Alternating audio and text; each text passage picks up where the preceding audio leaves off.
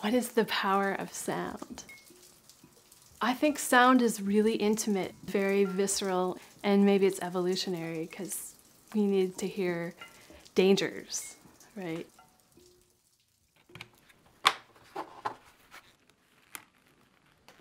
My name is Cheryl Leonard, and I'm a composer, a performer, and an instrument builder. I work with field recordings and found objects from nature that are played as musical instruments. I think I've just always been very connected to the natural world.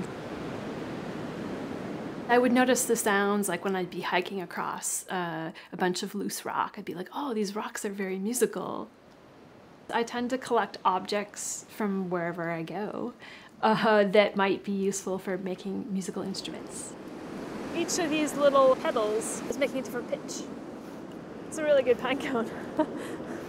These little jars all have rocks that I brought back from the Arctic. And we can play a little melody. I grew up in rural Wisconsin, and I really like snow and ice.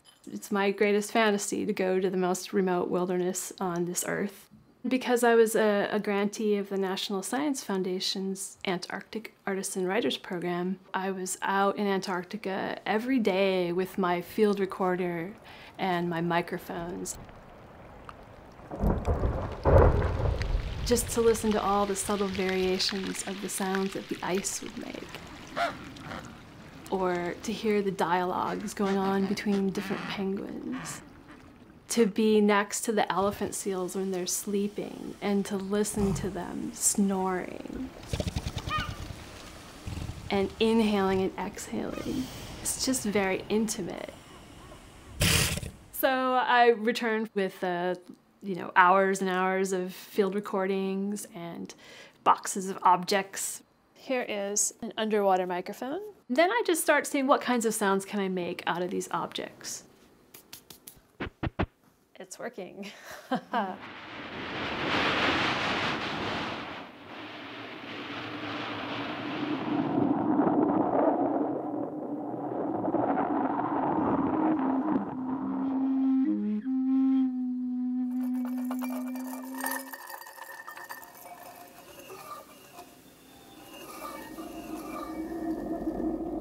I have these penguin bone instruments, which is an inescapable analogy to the death of the Adelie penguins in that area.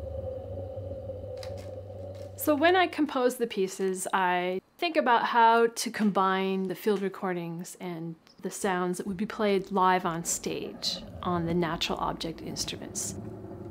I'm doing a set of pieces that are based on my experiences in the polar regions. And these are all pieces that relate to climate change. I had some things I definitely wanted to address. When I was in Antarctica, there's some very dramatic changes happening there. The ice is melting back very quickly. And they predict that in 10 years or less, there will be no more Adelie penguins in that part of Antarctica. So you can see it. The ecosystem is really in turmoil.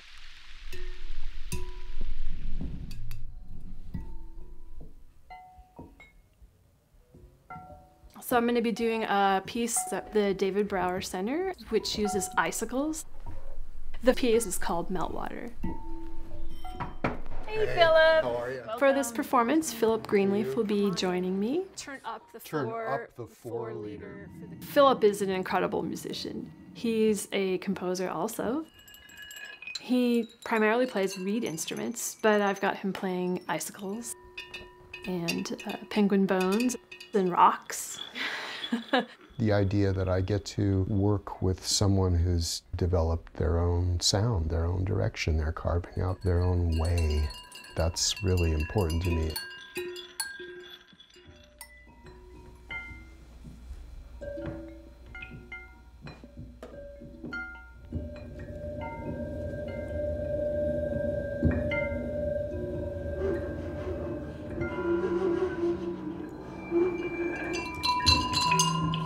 I'm interested in creating something beautiful with my music.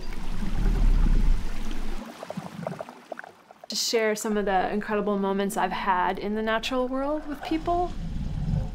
But then I also want to really have an effect on them. Playing this music takes more finesse and articulate moves in a way that other music doesn't.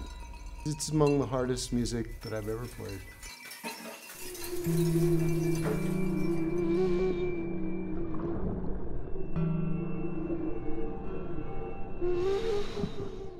I hope that by experiencing the sounds and these sort of hidden voices